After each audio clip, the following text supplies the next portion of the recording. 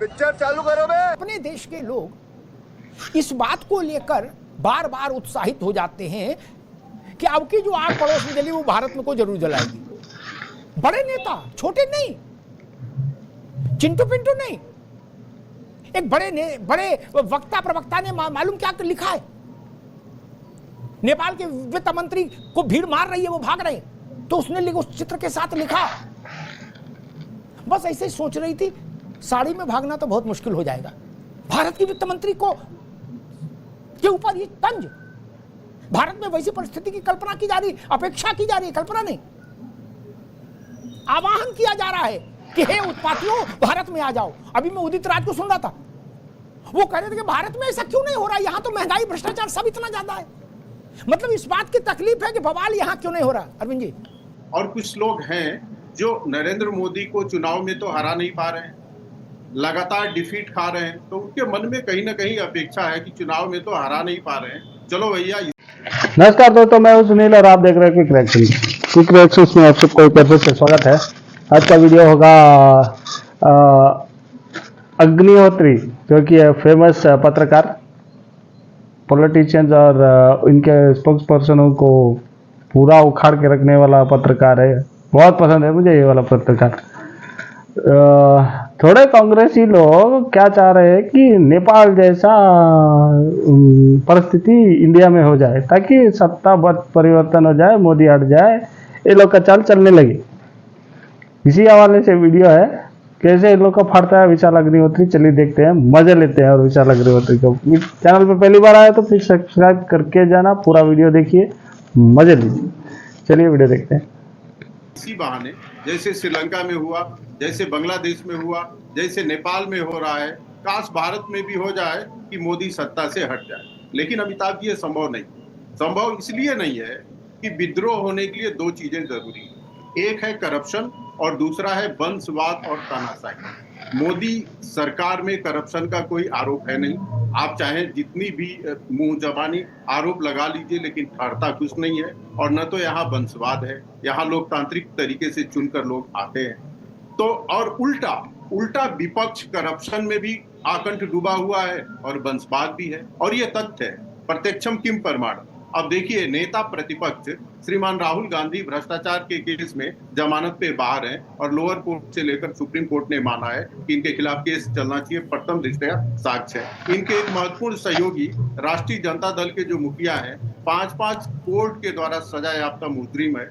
और ये सभी पार्टियां, चाहे समाजवादी पार्टी हो, चाहे राष्ट्रीय जनता दल हो, चाहे कांग्रेस हो या कोई भी विपक्ष की 99% पार्टियां वंशवाद के शिकार हैं। बाप अध्यक्ष था तो बेटा अध्यक्ष होगा, बाप किसी राज्य का मुख्यमंत्री रहा है तो अगला मुख्यमंत्री उस पार्टी का होगा तो बेटा होगा। बात तो सही है। भारत में जो लोग नेपाल जैसी परिस्थिति की याचना, कामना और उम्मीद कर रहे हैं, वो एक बार घर के अंदर तो झांक के देख लेते। परिवारवाद के खिलाफ भी लाठी चल रही है। दुबे जी, जहां तक हमारे हिंदुस्तान की बात है, देखिए आप इस बात को डिनाई नहीं कर सकते हैं कि हिंदुस्तान में भी हालात अच्छे, महंगाई चरम सीमा पे है। क्या आप कह सकते हैं कि महंगाई चरम सीमा पे नहीं है? क्या आप कह सकते हैं कि बेरोजगारी चरम सीमा पे नहीं है? 88.5 रुपया डॉलर हो गया। सोना 23,000 रुपया बढ़ चुका है लगभग एक साल के अंदर में, ऐसा बताते हैं। चांदी बढ़ गई है। आप सोचिए, सब्जी आज के दिनों में, अभी तो सब्जी सस्ती होनी चाहिए, सब्जियों के रेट बढ़ गए।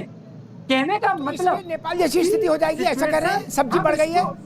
हम इसको उसके साथ कंपेयर नहीं करेंगे, लेकिन हम इस बात को भी डिनाई नहीं करेंगे कि हालात मेरे यहाँ भी, बेरोजगारी हो, चाहे महंगाई हो, चाहे इससे भ्रष्टाचारी हो, शिक्षा के जगत में चोरी चपाटी के मामले हो, भ्रष्टाचारी के मामले हो, इस तरीके के केस हमारे भी है। लेकिन जिस तरीके से हमारे यहाँ जेपी नारायण जयप्रकाश जी ने आंदोलन किया था, संभव है कि उस तरीके के आंदोलन हो, सत्ता का परिवर्तन हो, इसमें कोई बड़ी बात नहीं। अच्छा, हमको सिखा रिया है। दुबे जी ने सारी बातें बता दी कि तुरैया महंगी हो गई, कि सरसों का तेल, कच्ची धानी महंगा हो गया, सब बात है। लेकिन इस पे नहीं बोले कि सबसे ज्यादा लठ वहां लड़कों ने भांजा है नेताओं के ऊपर। बोले तुम माल खाओ, अपने लड़कों को भी माल खिलाओगे, इस पर कोई नहीं बोल रहा। सारी लड़ाई तो इसी पे है भैया। चना चबेना के लिए युद्ध तो थोड़ी नहीं हो रहा है, लड़ाई इसलिए हो रही है। मैं लगातार उस निगाह बनाए हुए नेपाल के घटनाक्रम पर। वो कह रहे हैं कि नेताओं ने सारे देश की संपत्ति अपने परिवार के पास झोंक दी। बाप भी राजा, बेटा भी राजा, बेटे का बेटा भी राजा। उसके खिलाफ लठ चला है। बाप भी राजा, बेटा के राजा, बेटा का बेटा भी राजा।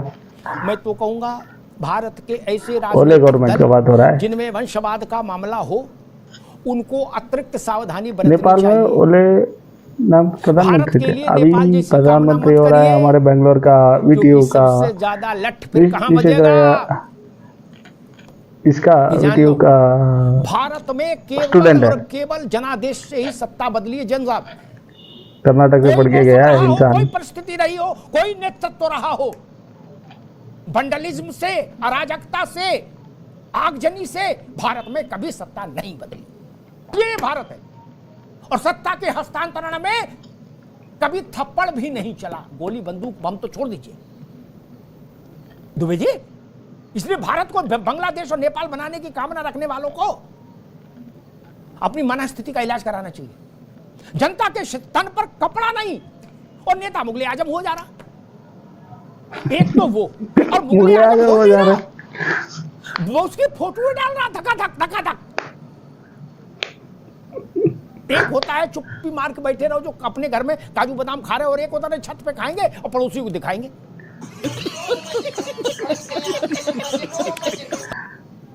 वो स्थिति नेताओं के बच्चों ने दुबे जी जो अपने अपने मकान की, दुकान की, गाड़ी की, लिमोजिन की, फरारी की, टरारी की जो फोटो डालते थे, फीलिंग हैप्पी विथ फरारी, तो जो गरीब नौजवान था उसके अंदर तेजाब पैदा हो जाता था कि सारे नाश पीटे हमारे ही संसाधनों को लूट लूट के हैं, हॉलैंड, पोलैंड और इंग्लैंड में मकान फ्लैट लेके रह रहे हैं और हम यहां धक्का खा रहे हैं।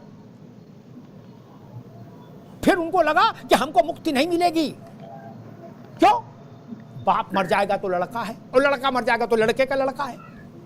हमको इनके शिकंजे से मुक्ति नहीं मिलेगी। तीन चीजें, नेताओं की विलासिता, भ्रष्टाचार के से पैदा धन के चलते, नेताओं के परिजनों की विकट विलासिता और भयंकर वंशवाद। इन तीन चीजों ने नेपाल को की आग को और तीखा किया और प्रज्वलित किया। मैं इस पूरी 1 घंटे की बहस के समापन इस बात से करूंगा, यहां पर भारत की राजनीति को सीखना चाहिए। अपना जीवन सरल रखिए, अपना जीवन सहज रखिए। आप धरती पर बैठे हुए भगवान नहीं है मित्र। अरे जो मुगल नहीं कर पाए वो आप करते हो। आप सर्विस विमान से चलना बंद कर दिए। जैन साहब, इस देश में कम से कम 500 नेता ऐसे हैं जो सर्विस विमान से नहीं चलते। अपन तो विमान से भी चलना बहुत महंगा है, लेकिन वो तो अपना जहाज ही रखते, जिससे हम लोग स्कूटी रख लें कि भाई कहीं जाना है स्कूटी से चले जाएंगे। उन्हें कहीं जाना होता मतलब जहाज निकालो। ये सामान्य आदमी कहता भैया ऑटो निकालो, रिक्शा निकालो, है आल्टो निकालो, है पानी बरस रहा आल्टो से चले जाएंगे। वो कहते हैं जहाज निकालो यार, आज थोड़ी तबीयत बुरी हो रही है, केशव के यहाँ पान खाएंगे बनारस में। बोले ठीक भैया, और एक फोटो भी डाल दी किसी चेले ने, फीलिंग हैप्पी है भैया। केशव के यहाँ पान खाएंगे बनारस में, तो जनता लेठाएगी नहीं।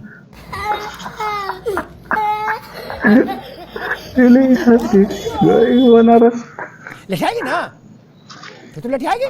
इसमें क्या नेपाल और क्या चाइना और दुबई क्या सही इंसान निकला है यार, फाड़ के रख दे रहा है। सोचना चाहिए। जन साहब, एक व्यक्ति था, नाम नहीं लूंगा नहीं तो बड़ी बुराई भलाई हो जाती मेरी।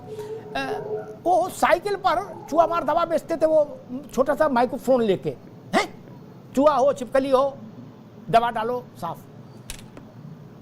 वो एक बार एक राजनीति में आ गए, फिर एक जांच में फंसे, तो उनकी संपत्ति का एक आंकलन हुआ 10,000 करोड़ प्लस। बोलो सियावर रामचंद्र की जय। केवल जनसेवा करते थे 24 घंटे। मैंने बहुत उनसे पूछा कि तुम्हें हमारी कसम हमें भी मंत्र बता दो। बोलो जय। क्या हमें बना दो, मैं टीवी पे बता दूंगा पूरी देश की जनता को उस मंत्र से 10,000 करोड़ की आय हो जाए, इससे अच्छा क्या है? फिर मेरा प्राण भी चला जाए तो कोई बुराई नहीं, भारत की गरीबी तो कट जाएगी। मेरे कौन सा श्री यंत्र है, लक्ष्मी यंत्र है, हमें भी बताओ।